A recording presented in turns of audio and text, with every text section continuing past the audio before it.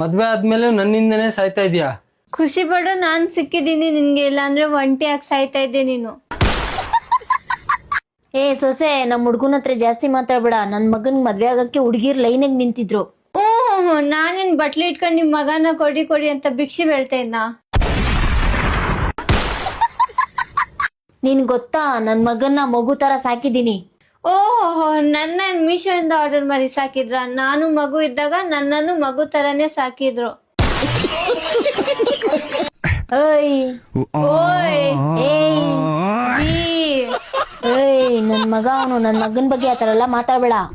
ಓಯ್ ನಿಮ್ ಮಗನೇ ಆದ್ರೆ ಬೋಳಿ ಮಗ.